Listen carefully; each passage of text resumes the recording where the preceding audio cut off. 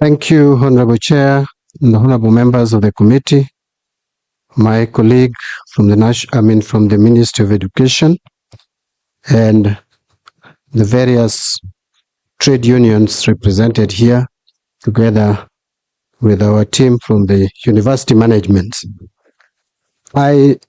Chairman, really don't have much to say, and I will request, because I had indicated that I would be joining another meeting at 1:15, that I make a very short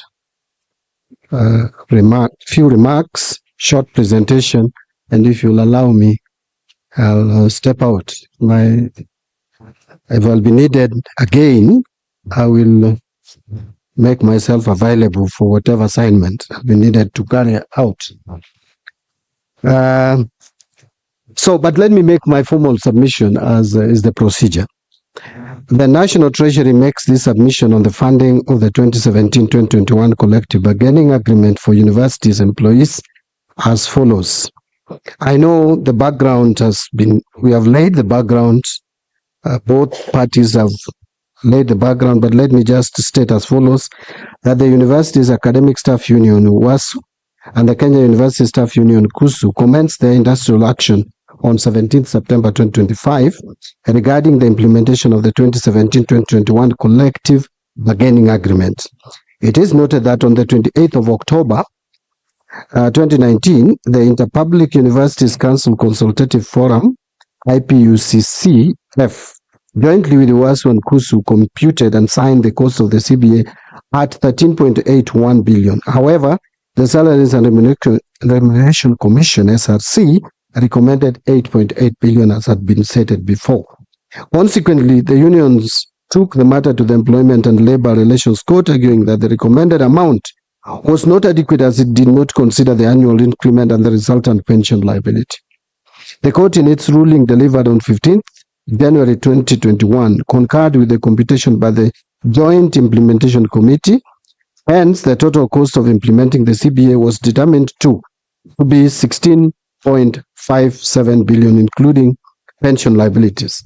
The government later lodged an appeal on the matter at the Court of Appeal regarding the ruling by the Employment and Labor Relations Court. The matter has been in court until on 10th of April 2025, when the Office of the Attorney General, through a letter, informed the State Department of Higher Education of the Court of Appeal's decision, which was delivered on 28th March 2025, dismissing the appeal and advised for implementation of the 2017-2021 CBA to avoid further litigation.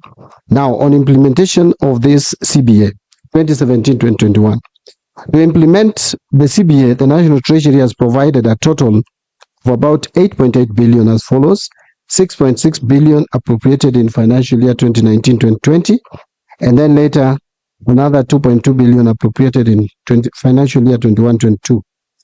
So what are the actions following the collapse of the government's appeal at the Court of Appeal?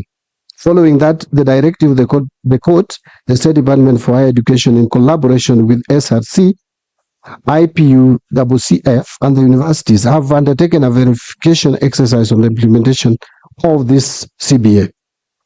The verification has confirmed that based on the court's ruling, a total of 8.8 billion was disbursed against a total requirement of 16.57 billion. And this has been confirmed by SRC in a communication dated 24th October 2025. In view of the foregoing, the State Department has written to the National Treasury for concurrence to settle the 7.76 billion outstanding disbursement for the 2017-2021 CBA in three phases are set out here below. Financial year 25-26, 2.16 billion. Financial year 26-27, 2.8 billion. And then financial year 27-28, 2.8 billion. The National Treasury concurred with that position, given the very tight fiscal framework, that the financial year 25-26 budget is being implemented.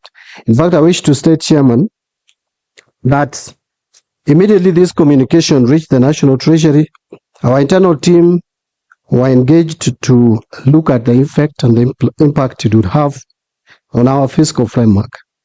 And having satisfied themselves that they've done due diligence, this communication was made online to me.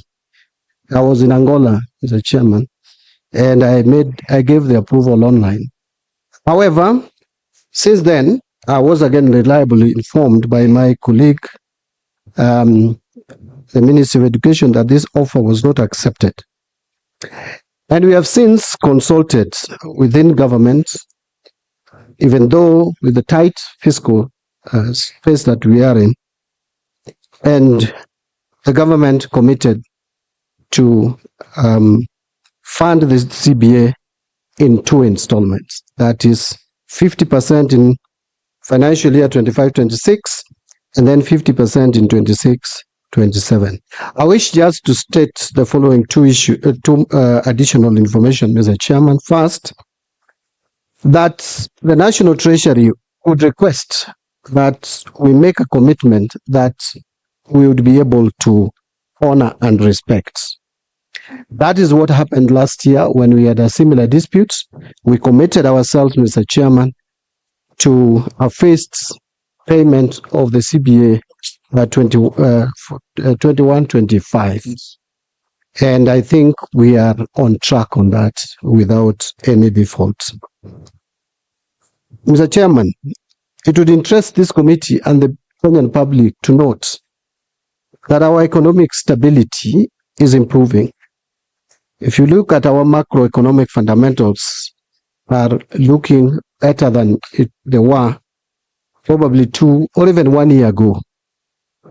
But if we don't maintain the trajectory that we have taken in sustaining and maintaining our economic stability, then we will slide again to where we were, and the effect may be disaster. Don't know whether, Mr. Chairman, you are aware, but I believe you are, that this country almost defaulted in paying their loan last year, which almost caused economic disaster. And therefore, we would not even be talking about CBS to implement today. We would actually be talking about whether we can sustain our workforce in employment. And so I am cautioning that as we discuss, and I agree that our lecturers, our staff who teach in our public universities are not adequately remunerated, and they need even better salaries, including other public servants. But again, we must also be alive to the challenges that we are facing. And in conclusion, it would also interest you to know, Chairman and the committee, that in 2013, we were only spending about 16% of our ordinary revenue in terms of taxes